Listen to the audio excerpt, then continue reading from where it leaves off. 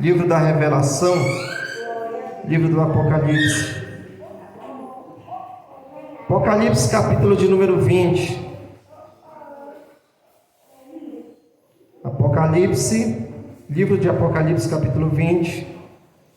Vamos fazer uma leitura um pouco extensa.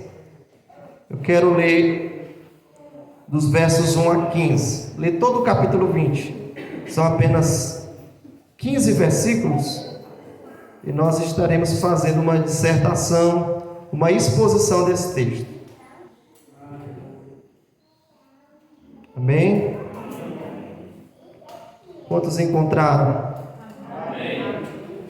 Está escrito: E vi descer do céu um anjo que tinha a chave do abismo e uma grande cadeia na sua mão. Ele prendeu o dragão, a antiga serpente, que é o diabo e Satanás, e amarrou por 1000 anos, e lançou no abismo, e ali encerrou e pôs selo sobre ele, para que mais não engane as nações, até que 1000 anos se acabem, e depois importa que seja solto por um pouco de tempo. E vi tronos, e assentaram-se sobre eles aqueles a quem foi dado o poder de julgar. E vi as almas daqueles que foram degolados pelo testemunho de Jesus e pela palavra de Deus, e não adoraram a besta nem a sua imagem, e não receberam sinal na testa nem na mão, e viveram e reinaram com Cristo durante 1000 anos. Mas os outros mortos não reviveram até que os 1000 anos se acabaram. Esta é a primeira ressurreição. Bem-aventurado é o santo, aquele que tem parte na primeira ressurreição. Sobre estes não tem poder a segunda morte, mas serão sacerdotes de Deus e de Cristo, e reinarão com ele 1000 anos. Acabando-se 1000 anos, Satanás será solto da sua prisão, e sairá a enganar as nações que estão sobre os 4 cantos da terra, Gog e Magog, cujo número é como a areia do mar, para ajuntar em batalha. E subiram sobre a largura da terra, e cercaram o arraial dos santos, é a cidade amada, mas desceu fogo do céu e os devorou. E o diabo que os enganava foi lançado no lago de fogo e enxofre, onde está a besta e o falso profeta, e dia e de noite serão atormentados para todo sempre. E vi um grande trono branco, e o que estava sentado sobre ele, e cuja presença fugiu a terra e o céu, e não se achou lugar para eles. E vi os mortos, grandes e pequenos, que estavam diante do trono, e abriram-se os livros, e abriu-se outro livro, que é o da vida. E os mortos foram julgados pelas coisas que estavam escritas nos livros, segundo as suas obras. E deu o mar aos mortos, os que nele havia, e a morte e o inferno deram os mortos que neles havia, e foram julgados cada um segundo as suas obras. E a morte e o inferno foram lançados no lago de fogo. Esta é a segunda morte. E aquele que não foi achado escrito no livro da vida foi lançado no lago de fogo. Senhor, que a tua palavra seja profecia em nossas vidas, nos edifica, nos exalta e nos consola para a tua glória, somente para a tua glória, em nome de Jesus, amém. Quero essa noite falar sobre o milênio e o juízo final. Esse texto se divide em 2 partes. Dos versículos de número 1 a 10, João vai falar sobre o que ele viu, o que acontecerá no milênio. E dos versículos de número 11 a 15, ele fala sobre o juízo final, trono branco. Então, nós estamos aqui diante de um dos textos mais difíceis, mais polêmicos da Bíblia. Mas essa palavra veio ao meu coração E nós vamos aqui aprender algumas lições deste texto. Em primeiro lugar, nós que somos pentecostais, temos uma visão que nós chamamos na teologia de dispensacionalista. Em outras palavras, cremos que o arrebatamento acontecerá antes da grande tribulação e cremos em um milênio literal. Cristo vem e vai reinar nessa terra e vai implantar o seu reino. Não quero aqui falar sobre as outras correntes teológicas para não confundir muito a cabeça de alguns irmãos, mas quando nós olhamos para esse texto, para os primeiros versículos desse texto, João aqui vai falar sobre o que acontece no milênio, o que acontecerá no milênio. Primeira coisa que nos chama a atenção aqui nesse texto, a qual João vai falar acerca do milênio, é a prisão de Satanás, né? Capítulo de número 20, dos versos de número 1 a 3, diz assim: E vi descer do céu o anjo que tinha a chave do abismo e uma grande cadeia na sua mão. Ele prendeu o dragão, é a antiga serpente, que é o diabo e Satanás, e amarrou por 1000 anos. Então, a primeira coisa que vai acontecer interessante nesse período de tempo, que durará 1000 anos, por isso nós chamamos de milênio, é que o adversário, o inimigo das nossas almas, conhecido como antiga serpente, aquele que enganou Eva, conhecido como diabo, aquele que acusa Satanás, o adversário, ele será preso. João diz que o anjo desce, tendo nas suas mãos a chave do abismo, e o adversário será preso por 1000 anos. Nesse período de tempo em que Cristo reina, o adversário das nossas almas estará preso, manietado. Então será um tempo de paz, um tempo de bênçãos, um tempo de prosperidade, um tempo onde não haverá lugar para morte, para traição, para inveja, para todo tipo de sentimento ruim, a qual o adversário das nossas almas, ele é especialista em produzir no coração do homem. O milênio será um momento em que Cristo vem para reinar, e aonde Cristo está, o adversário não pode ter domínio, não pode de alguma forma agir. Aonde a presença de Deus está, aonde Cristo reina, não há lugar para o trono do adversário. Ele será totalmente manietado, totalmente preso. Então esse tempo será um tempo de paz, uma vez que o adversário estará preso. Obrigado pelo fundo musical. Outra coisa interessante a título de introdução, nesse texto, quando nós falamos sobre o milênio, é que nesse tempo a maldição que entrou no pecado original na terra, a maldição da terra, será quebrada. Você sabia que até a terra sofreu as consequências do pecado? A Bíblia diz, no livro do Gênesis, capítulo de número 3, versículo de número 17, que Deus disse: maldita será a terra. A terra foi afetada com o pecado original. Quando o primeiro casal progenitor pecaram, não só o homem recebeu retaliações, foi afetado pelo pecado com a morte, porque o salário do pecado é a morte, mas a terra foi amaldiçoada. Maldita será a terra. Capítulo de número 3, versículo de número 17. Mas nesse tempo em que Cristo reinará, e nós chamamos de milênio, o profeta Isaías, há 2700 anos atrás, no capítulo de número 30, versículo de número 23, diz que novamente a terra será fértil, a maldição da terra será quebrada. Hoje, se nós analisarmos as palavras de Paulo, em Romanos capítulo 8, versículo 22, Paulo diz que a criação, incluindo a terra, está gemendo aguardando a sua redenção. Mas Isaías diz, no capítulo de número 30, só recapitulando, versículo 23, a terra se tornará novamente fértil, a maldição será quebrada. Outra coisa curiosa, quando nós falamos sobre o milênio, é que no milênio o trabalho continuará existindo, mas não será feito de maneira fadigante.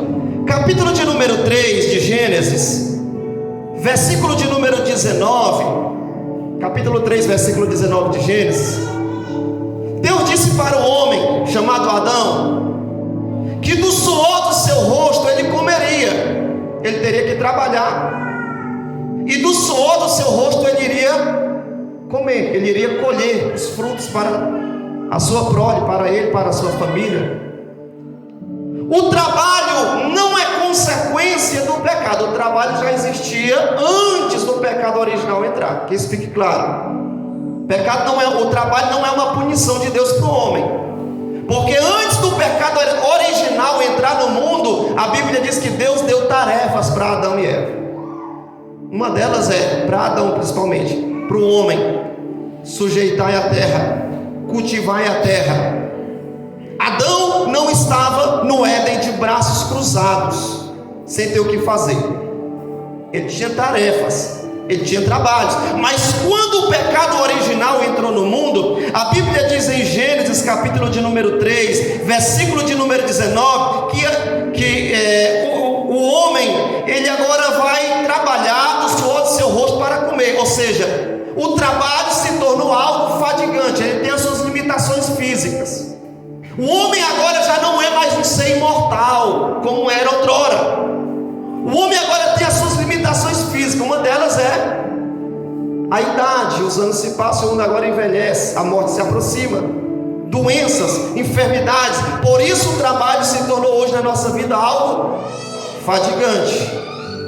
Mas nesse tempo que nós intitulamos de milênio, nesse tempo a Bíblia diz em Isaías capítulo de número 65 e versículo 22, se você tiver caneta, vou repetir para você anotar. Isaías 65, versículo 22, Isaías diz que os velhos se regozijarão e do trabalho das suas mãos comerão. Os velhos trabalharão, não se fatigarão. Deus vai restaurar a terra, Deus vai restaurar o homem, Deus vai restaurar tudo aquilo que foi afetado, danificado pelo pecado original que entrou na terra. O milênio será um tempo de restauração, porque é isso mesmo que Jesus faz. O pecado destrói, o pecado deforma, o pecado afeta o homem. Mas Jesus restaura o homem, Ele restitui a saúde, Ele restitui o vigor, Ele restitui aquilo que o pecado roubou do homem. Então o milênio será marcado por um tempo de restauração. Mas o profeta Zacarias, antes de começar a pregar, nós estamos aqui apenas em uma rápida introdução. O profeta Zacarias, no capítulo de número 14 e o versículo 16, anote aí Zacarias 14, 16. O profeta Zacarias diz que nesse tempo as nações, as multidões irão procurar a Deus. Será um tempo de volta para Deus. Será um tempo em que os homens se converterão e se voltarão para Deus. As nações se dirigirão até a cidade santa de Jerusalém, e será um tempo em que as pessoas se voltarão, o homem se voltará novamente para o Criador. Será um tempo de comunhão restabelecida. Dito isso, nós olhamos para essa visão maravilhosa sobre o milênio, mas infelizmente, quando nós olhamos para a narrativa desse texto, a Bíblia vai dizer que Satanás, o adversário, o acusador, nesse tempo ele será solto. Ele será solto. A Bíblia diz no capítulo de número 20, versículo de número 7 a 10. Se você puder ler na sua Bíblia, fica bem interessante para a gente interagir. Diz assim: acabando-se 1000 anos, Satanás será solto da sua prisão e sairá a enganar as nações que estão sob os 4 cantos da terra, Gog e Magog, cujo número é como a areia do mar, para juntar em batalha. E subiram sobre a largura da terra e cercaram o arraial dos santos e a cidade amada, mas desceu fogo do céu e os devorou. E o diabo que os enganava foi lançado no lago de fogo e enxofre, onde está a besta e o falso profeta, e de dia e de noite serão atormentados para todo sempre.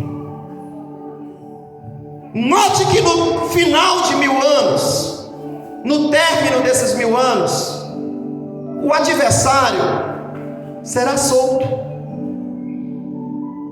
Ele será solto pelo pouco período de tempo. E a Bíblia diz que quando Satanás, o adversário, tem gente que tem até medo de ouvir falar esse nome, mas não precisa ter medo. Maior é o Deus que nós servimos. É o nome dele, tem que chamar pelo nome, né? Então não fique com medo não quando eu chamar esse nome. Ele será solto. E quando ele é solto, novamente ele começa a persuadir, ele começa a seduzir, ele começa a enganar as nações. E a Bíblia diz que dos 4 cantos do mundo, ele consegue reunir uma grande multidão de pessoas. Essa batalha nós conhecemos como a batalha de Gog e Magog. Essa batalha foi profetizada pelo profeta Ezequiel no capítulo 38. Essa batalha acontecerá na fronteira de Jerusalém, aonde o adversário vem com uma multidão de pessoas, exércitos de várias nações, para tentar pelejar contra o Messias. Note uma coisa: Deus dará oportunidade para os homens. Deus mostrará para as nações que nesse período de 1000 anos será um tempo de paz, será um tempo de bênçãos, será um tempo de prosperidade.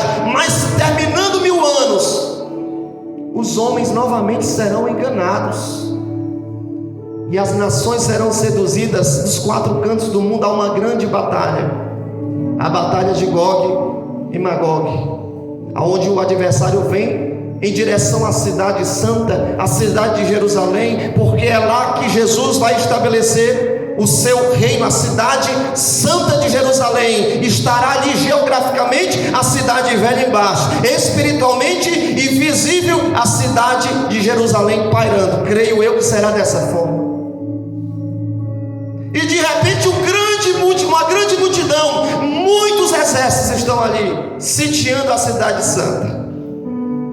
A Bíblia diz que nesse momento o fogo do céu desce, e a Bíblia diz que o exército dos inimigos serão devorados. Satanás será lançado no lago de fogo e enxofre, aonde está o falso profeta e a besta. É uma trindade satânica: o dragão, o falso profeta e a besta. E ele será atormentado dia e noite. Às vezes a gente tem uma visão do diabo, uma visão errada. A gente pensa que o diabo está no inferno com um tridente na mão, e ele está lá cutucando as pessoas, maltratando as pessoas que vão para lá. Mas o diabo, ele não terá tempo para atormentar ninguém. A Bíblia diz que ele será atormentado dia e noite. Até mesmo ele será atormentado de noite nesse lugar, cuja a Bíblia chama de lago de fogo. Então, quando nós olhamos para esse relato do livro do Apocalipse, logo após esse relato, João agora continua descrevendo a sua visão, e nos versos de número 11 duravante ao verso de número 15, João agora vai descrever, continuar a narrativa do que ele viu, e no verso 11 ele diz: e vi um grande trono branco, e o que estava assentado sobre ele, cuja presença fugiu a terra e o céu, e não se achou lugar para eles. E o verso 12 diz: e vi os mortos, grandes e pequenos, que estavam diante do trono, e abriram-se os livros, e abriu-se outro livro, que é o da vida, e os mortos foram julgados pelas coisas que estavam escritas nos livros, segundo as suas obras. O que é que João está vendo? João está vendo um trono branco. O branco fala da pureza, o branco fala da santidade. Aquele que está sentado sobre esse trono, ele é puro, ele é santo, por isso ele é digno de julgar. O que João vê? João diz que a terra e os céus fogem diante da face, diante da presença daquele que está sentado sobre o trono. E o que João vê? João vê os mortos que são ressuscitados na segunda ressurreição. Ele diz que eram grandes e pequenos, cegos e livres, homens de alto escalão, desde Caim, que foi o primeiro homicida, o primeiro pecador, com exceção de Adão, até o último homem, todos estarão ali. João diz que ele viu livros, e aqueles homens que estão diante desse trono branco serão julgados segundo as suas obras. João está vendo aqui, irmãos, o juízo final. João está vendo um momento decisivo na história da humanidade, porque depois do capítulo de número 20, depois do juízo final, João vai ver novos céus e nova terra. João vai começar a descrever a glória e a beleza da cidade de Jerusalém. O juízo final será marcado pelo tempo de igualdade. Não haverá acepção de pessoas, todos estarão ali, pequenos e grandes, escravos e livres, ateus, religiosos, todos estarão ali para ser julgados. É isso que João está descrevendo na sua visão, nessa narrativa. E a grande questão é: como será então esse juízo final? Como acontecerá isso?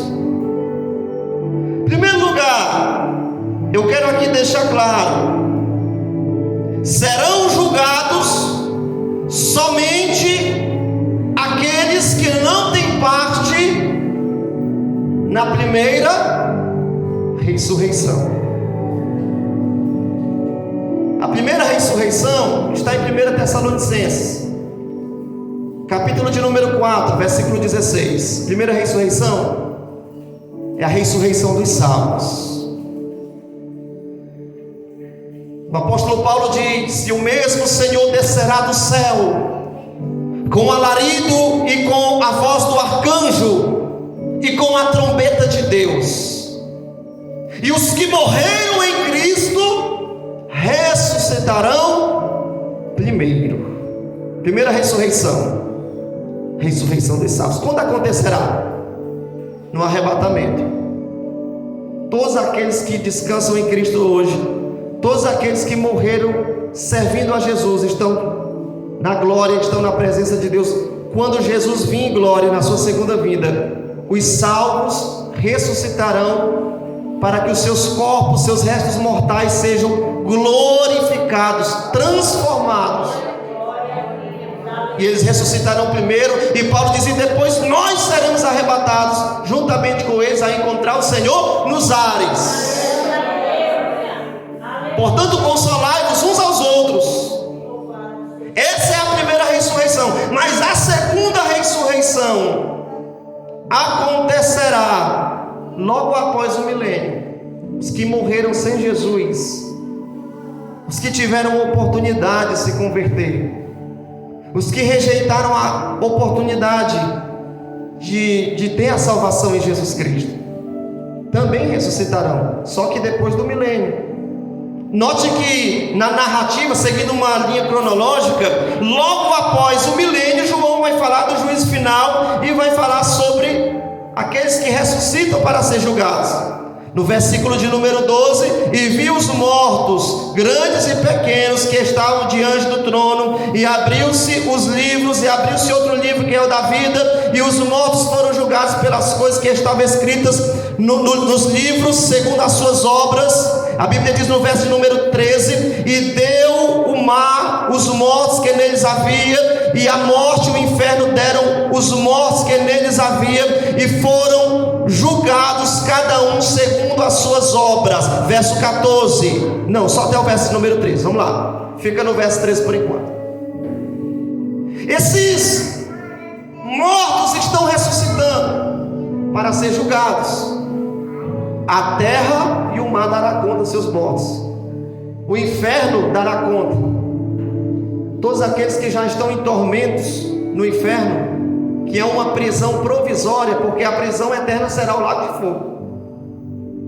Todos aqueles que estão sendo atormentados serão ressuscitados. A teologia não explica como é que a terra e o mar vai dar conta dos seus mortos. Aqueles que foram queimados, aqueles que viraram cinza, como é que vai ser isso, pastor? Não sei, é pela fé. O que eu sei eu ensino, o que eu não sei eu creio. Mas a Bíblia diz que a terra e o mar dará conta dos seus mortos, o inferno dará conta dos seus mortos, e todos estarão ali para ser julgados segundo as suas obras. Mas a igreja não passará por esse tribunal. Por que a igreja não passará por esse tribunal? Porque aqueles que dormem em Cristo ressuscitarão no arrebatamento para serem glorificados, para terem um encontro com o noivo. Eles se encontrarão com o noivo para todo sempre. Eles se encontrarão para habitar na Nova Jerusalém para todo sempre. Eles se ressuscitarão e naquele dia dirão: morte, onde está o teu aguilhão? O aguilhão da morte é o pecado, mas o pecado será tragado pela vitória. Então que isso fique claro. Nós estamos vendo a narrativa de um juízo final, e nesse juízo final, aqueles que estão sendo julgados são aqueles que não têm parte na primeira ressurreição. Por isso diz o texto: bem-aventurado é aquele que tem parte na primeira ressurreição. Sobre ele não prevalecerá a morte, mas eles reinarão com Cristo como sacerdotes para todo sempre. Dito isso, é preciso ser sincero e claro e dizer para você que não é porque os santos não vão passar pelo juízo final que não vão sofrer o juízo. Todos vamos ser julgados. A diferença é que nós não vamos ser julgados com o mundo, nós não vamos ser julgados com os ímpios. Abra comigo a sua Bíblia, já eu explico. 1 Coríntios capítulo de número 11, 1 Coríntios versículo 32. A igreja, os santos não serão julgados com o mundo. 1 Coríntios capítulo 11, versículo de número 32.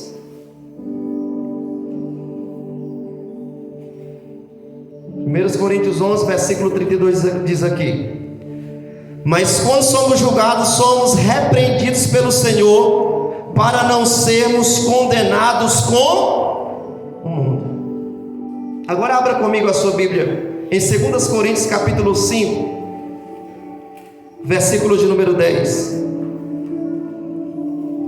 2 Coríntios 5 e 10. Quem encontrar, se habilite a ler, leia com força, com veemência.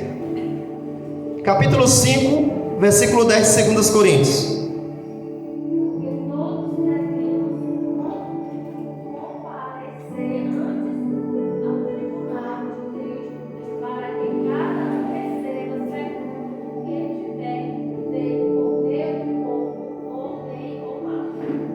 Escute uma coisa, em um texto que a gente acabou de ler, 1 Coríntios capítulo 11, verso 32, nós aprendemos o que? Nós aprendemos que a igreja não será julgada juntamente com o mundo.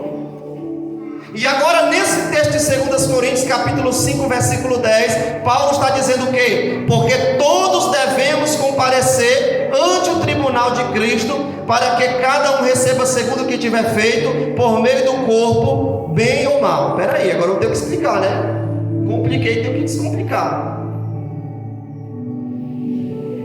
O julgamento dos ímpios acontecerá após o milênio, juízo do trono branco. Eu não estarei lá, e espero que você não esteja lá também. O julgamento dos justos acontece, sabe quando? No momento que o justo morre, ele passa pelo tribunal antes de entrar no céu. Pastor, quero que você me explique isso direito, pastor. Hebreus 9:27. Hebreus 9:27 diz: e como aos homens está ordenado morrer uma só vez, vindo após a morte, segue-se juízo. Como os homens está ordenado morrer uma só vez, logo após a morte, segue-se juízo. Hebreus capítulo 9, versículo 27. Você encontrou aí? Segue-se o que, pastor? Juízo. Quando o crente salvo, aquele que morreu com Cristo, ele morre, ele passa pelo tribunal, irmão. Ele passa pelo tribunal. A diferença é que nesse tribunal, aonde ele será julgado, escute uma coisa, olhe para mim para o texto agora, capítulo 20 do livro de Apocalipse, versículo 12, parte B do verso 12, diz o que? Capítulo 20 e o verso 12: e abriu-se outro livro, que é o da vida. João no verso 12 fala de livros no plural e fala de livro no singular. Livros no plural são os livros das obras. Tudo que nós fazemos desde o dia que você nasceu, desde o dia que você cresceu, todas as tuas obras, todas as tuas ações estão escritas no livro das obras. Quando o servo de Deus que morreu em Cristo morre e ele passa pelo tribunal de Cristo, ele vai ser julgado tudo que ele fez. Fulano de tal praticou isso, fulano de tal, dia tal, data tal, fez isso contra fulano de tal, falou isso, fez aquilo outro, escondeu e ninguém viu. Será um crivo pesado. E nesse juízo do justo, primeiro eu estou falando do juízo do justo. Quando o justo é julgado pelas suas ações, porque se Deus não julgasse o crente, ele seria injusto, ele julgará só o mundo. Tem que ser julgado. A diferença é, capítulo 20, versículo 12: abriu-se outro livro, singular, não mais livros, plural, agora livro, singular. Abriu-se outro livro, que é o livro da vida. Fulano de tal, vou falar aqui Pedrinho, porque não tem nenhum Pedrinho aqui. Pedrinho adulterou, Pedrinho roubou, Pedrinho traficou, Pedrinho tirou a vida de fulano de tal, fez isso, fez aquilo outro. Mas no dia 31 do ano de 2022, Pedrinho ia passando na rua, o pastor Júnior Souza estava dirigindo o culto na casa da irmã Marionei. De repente Pedrinho vai passando, e de repente Pedrinho ouve o evangelho, Pedrinho crê no evangelho, se arrepende de seus pecados, e naquele momento o nome de Pedrinho é escrito no livro da vida. Irmãos, se não fosse pelo sangue de Jesus, se não fosse pela graça de Deus, se não fosse pelo perdão de Deus, nenhum de nós teríamos a salvação. Nenhum de nós éramos capazes de passar nesse crivo. Seremos julgados, o tribunal dos justos, mas diante do tribunal dos justos abre-se o livro da vida, e aquele que tem o seu nome escrito no livro da vida, ele não será condenado como réu, mas ele será absolvido, porque o sangue de Jesus purificou, porque o sangue de Jesus justificou, porque o sangue de Jesus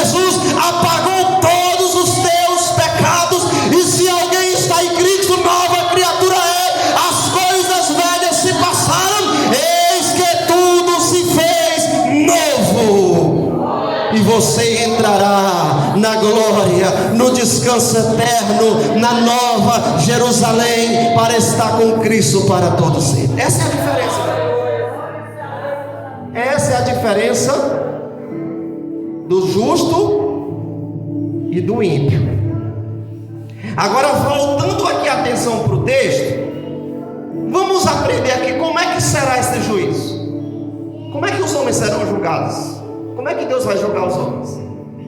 Primeiro, os homens serão julgados segundo as suas obras. Capítulo 20, versículo 12, não tem como fugir do verso 12. E vi os mortos, grandes e pequenos, que estavam diante do trono. Abriu-se os livros, e abriu-se outro livro, que é o da vida, e os mortos foram julgados pelas coisas que estavam escritas nos livros, segundo as suas obras. Irmão, a diferença do juízo do crente para o ímpio é que o ímpio terá o seu nome escrito no livro da vida, será absolvido, não será réu condenado, será réu absolvido, réu perdoado. Mas o ímpio será julgado segundo as suas obras e será réu condenado. Tudo aquilo que o homem plantar, ele colherá. Tudo aquilo que o homem faz não passa desapercebido diante da presença de Deus. Irmão, eu não posso ver, o irmão que senta do teu lado não pode ver, o teu marido não pode ver, a tua esposa não pode ver, o teu pai não pode ver, o teu filho não pode ver o que você faz. Mas saiba que existem dois olhos que são como chama de fogo, e tudo o que você faz, as tuas ações, as tuas obras estão sendo escritas nos livros das obras.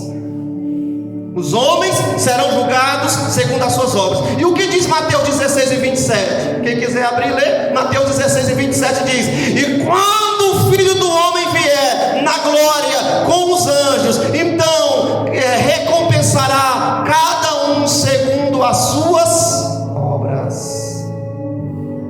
Quando o Filho do Homem vier na glória com os anjos, então recompensará cada um segundo as suas obras. Salmo capítulo 50, versículo 21 diz: essas coisas tem feito, e eu me calei. Pensava que era como tu, mas naquele dia tudo porei diante dos teus olhos. Sabe como é que eu consigo imaginar? O livro das obras se abrindo, e dentro das páginas daqueles livros das obras é como que um filme que vai se repetindo, uma retrospectiva de tudo que a pessoa fez. Aqueles que não se arrependeram, aqueles que tiveram uma oportunidade de aceitar Jesus e não aproveitaram essa oportunidade. Então como é que se dará esse juízo? O juízo dos ímpios: serão julgados pelas suas obras. Segundo, ele julgará não somente as obras, as ações, porque obras falam de ações, serão julgados também pelas suas palavras. Repita comigo: palavras. Mateus capítulo de número 12, versículo 37 diz: pelas suas palavras sereis absolvidos, ou pelas suas palavras sereis condenados ou julgados. Não é apenas as ações, Deus não olha apenas para as ações. Toda palavra que sai da nossa boca também nós iremos dar conta, irmão. Por isso Tiago capítulo 1 versículo 19 diz: todo homem seja pronto para ouvir, tardio para falar e tardio para se irar. Aquela palavra que você pronunciou que ninguém ouviu, Deus ouviu. Tudo está diante de Deus. Terceiro, ele não julgará apenas as ações, ele não julgará apenas as palavras, ele também julgará o segredo do coração dos homens. Abra comigo a sua Bíblia, Romanos 2, versículo de número 16. Romanos capítulo 2, versículo 16. Quem puder ler, lê com veemência. Romanos capítulo 2, versículo 16. No dia em que Deus há de julgar o segredo dos homens, Jesus Cristo, segundo o meu evangelho. No dia em que Deus há de julgar o segredo dos homens, por Jesus Cristo, segundo o seu evangelho. Segredo, irmão. Sabe o que é segredo? Aquilo que está escondido. Todos os pensamentos que estão guardados, depositados na mente do homem, também passaram por esse crivo.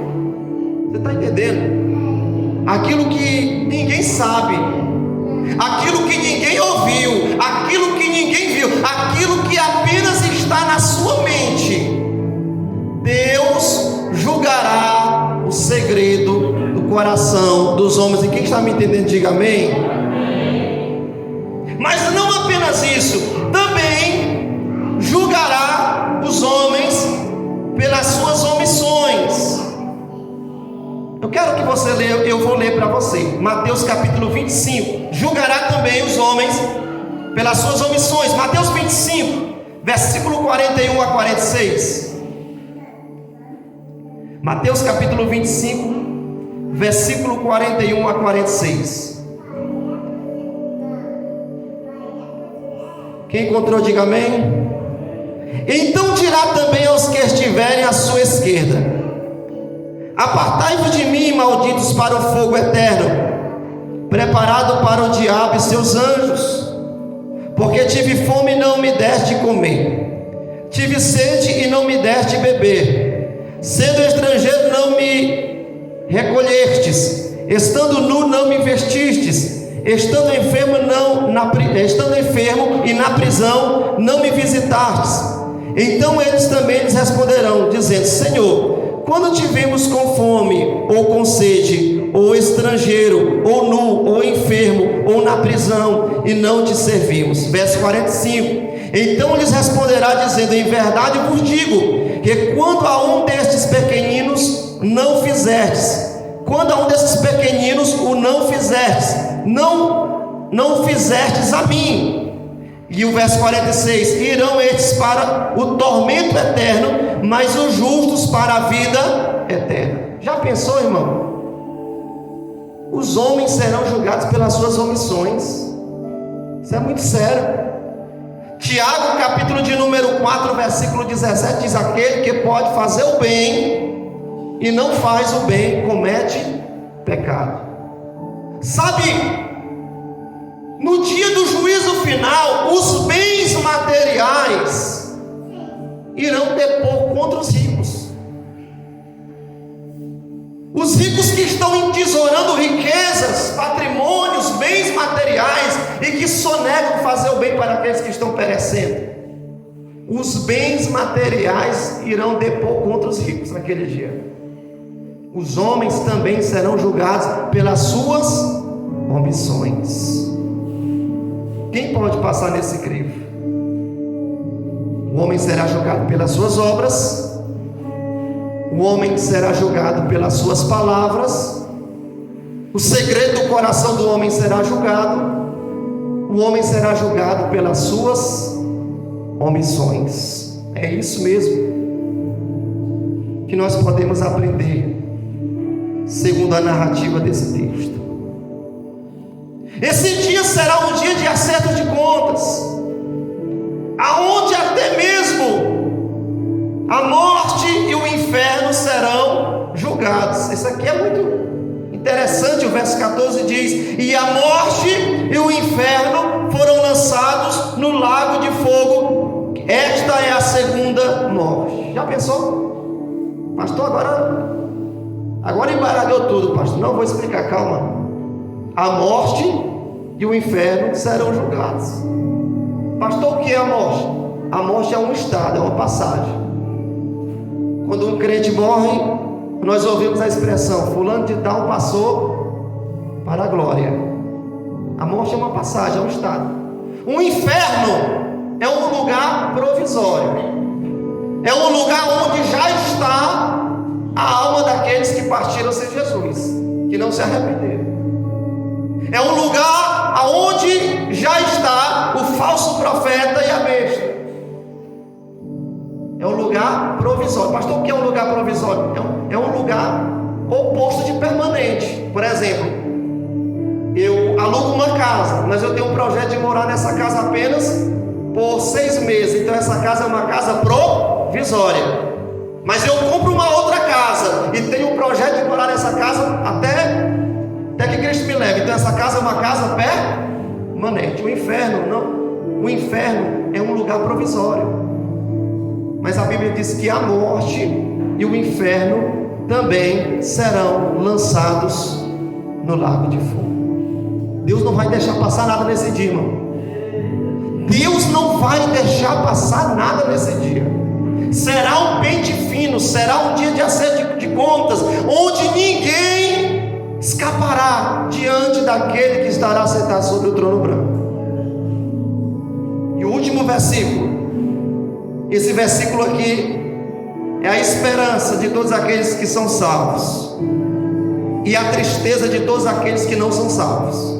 Verso 15: e aquele que não foi achado escrito no livro da vida foi lançado no lago de fogo. Que tristeza! Já pensou? Naquele dia uma pessoa, vamos usar aqui um nome que não tem aqui, um Márcio. Tem nenhum Márcio aqui não, né? Não tem. Já pensou um Márcio naquele dia, quando estava vivo, teve todas as oportunidades de se arrepender. A mãe era evangélica, o pai era evangélico, falou de Jesus, não se arrependeu. Naquele dia o Márcio estará diante de um trono branco. O trono branco. Abre-se o livro das obras. Está lá tudo o que ele fez, de bom e de ruim. Está lá registrada todas as oportunidades que ele teve de aceitar Jesus e que ele disse não. E de repente todos os livros das obras se fecham. Abre-se um livro, o livro da vida. Márcio olha para aquele livro, seus olhos brilham, seus olhos começam a lacrimejar, o seu coração começa a bater mais rápido, as suas mãos ficam geladas, ele sente um calafrio na espinha e ele diz: tomara que o meu nome esteja lá. Mas de repente o nome dele não é encontrado nesse livro. E o verso 15 é trágico, é triste para aqueles que não têm essa esperança. E aquele que não foi achado o nome escrito no livro da vida será lançado no lago de fogo. Seu nome está escrito no livro da vida? Sabe, uma certa feita a Bíblia diz em Lucas 10, versículo 20, que os discípulos eles saíram para pregar, evangelizar, operaram milagres e maravilhas. E como todo bom discípulo presta relatório com o mestre, com a sua liderança, os discípulos voltam para prestar relatórios. Senhor, nós operamos milagres em teu nome, os demônios obedecem em teu nome, os enfermos são curados em teu nome. E Jesus olha para ele e diz: não vos alegreis, porque os demônios vos obedecem, as enfermidades saem no meu nome. Antes vos alegrem, porque o vosso nome está escrito no livro da vida. Você pode não ter riqueza, você pode não ter roupa nova, você pode não ter carro novo, você pode não ter casa própria, você pode nem sequer ser bonito ou bonita, mas se o teu nome estiver escrito no livro da vida, você tem a maior riqueza que todos os homens não podem comprar com os seus bens materiais dessa terra. Só o sangue de Jesus. Só o sangue de Jesus pode escrever o teu nome naquele livro. Graças a Deus que muitos de nós que estamos aqui aceitamos a Jesus e temos a nossa esperança e fé que o nosso nome está escrito no livro da vida. Então se alegre, irmão.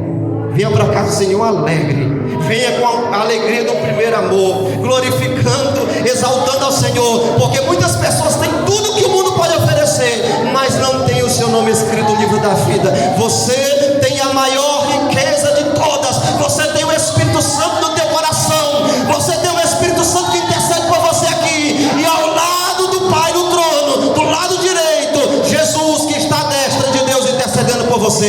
Você tem um intercessor na terra, você tem um intercessor no céu, e no céu o teu nome está escrito no livro da vida. Fique de pé em nome de Jesus.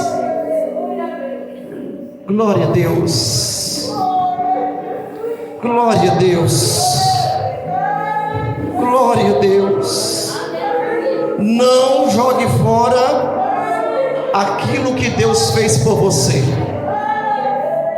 Não jogue fora aquilo que o Filho de Deus fez por você na cruz. Valorize o sacrifício de Jesus. Valorize o que o Filho de Deus fez por você naquela cruz. Nessa noite eu quero fazer um convite especial a esse jovem. Você quer aceitar Jesus hoje como seu Salvador? Você que está do lado da sua mãe, que já é crente, filho da irmã, da nossa querida irmã, quer aceitar Jesus? Se sentir no coração, vem aqui à frente. Quando eu fizer a oração, se você sentir no coração, vem à frente. Não se sinta constrangido. Vamos orar? Vamos agradecer ao Pai? Temos motivo para agradecer a Deus ou não? Você tem a maior riqueza de todas. Você tem Jesus no coração. Você tem o seu nome escrito no livro da vida. Aleluia. Bem-aventurados são aqueles que lavaram as suas vestimentas no sangue do Cordeiro, pois será dado o direito de entrar pelas portas, e eles comerão da árvore da vida. O sangue de Jesus está aqui nesse lugar. E vamos nesse momento levantar uma oração. Irmãos, pode vir aqui à frente. Aliás, para tocar o violão, vamos orar. Amado Deus e eterno Pai, meu Deus, o meu sentimento essa noite, Pai, é um sentimento de gratidão, Senhor. Quantas vezes, meu Pai, meu Deus, acabamos esquecendo diante das dificuldades, meu Pai. Acabamos, meu Deus, esmurecendo e esquecendo, meu Pai, do que o Senhor fez para nós, do que o Teu Filho fez naquela cruz, Senhor. Mas nessa noite, Pai, nós estamos aqui como igreja do Senhor, porque sabemos, meu Pai, que naquele dia, Senhor, o Senhor não tem reservado, meu Deus, um lugar de tormento. O Senhor não tem reservado um lago de fogo. O Senhor tem reservado o céu de glória.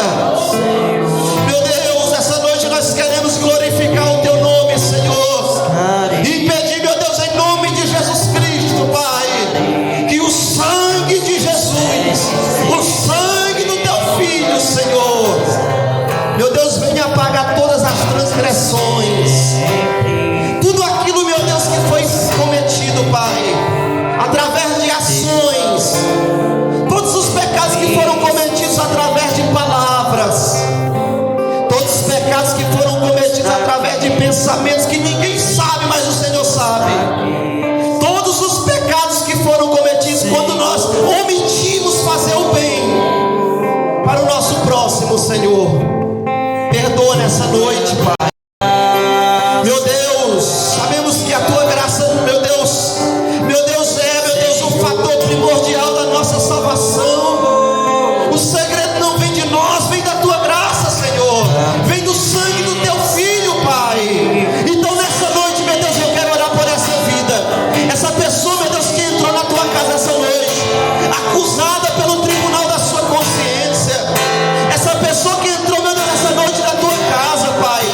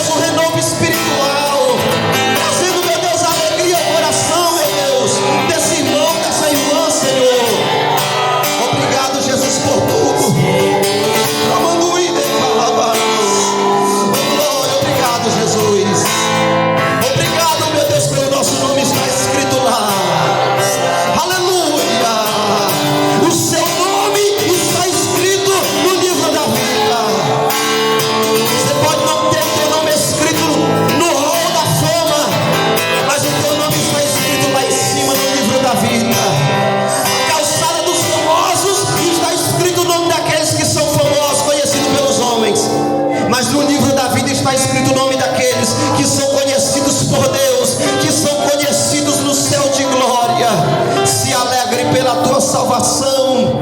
Glorifique a Deus pela tua salvação.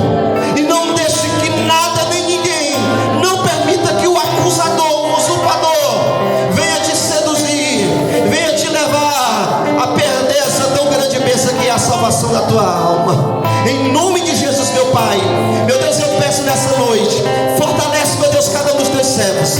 Abençoa, meu Deus, a tua igreja, Pai, e nos prepara, Senhor, para que quando a trombeta tocar, meu Pai, nós possamos, meu Deus, ouvir a tua voz, e nós possamos, meu Deus, ter um encontro contigo nos ares para todo sempre, Pai. Em nome de Jesus, ó Pai, abençoa cada um dos teus servos. Abençoa, meu Deus, a vida dos visitantes, ó Pai, essa noite. Abençoa, meu Deus, aqueles que vão nos assistir, meu Pai. Em nome de Jesus Cristo, Senhor, meu Deus, é o que nós te pedimos essa noite. E em nome do teu Filho, Pai, todas essas bênçãos nós te pedimos. E que a graça do Senhor Jesus, o grande amor de Deus e as consolações do Espírito Santo sejam convosco hoje e para todo sempre. E quem recebe, diga amém. Está encerrado, meus irmãos. Deus abençoe a todos, em nome de Jesus.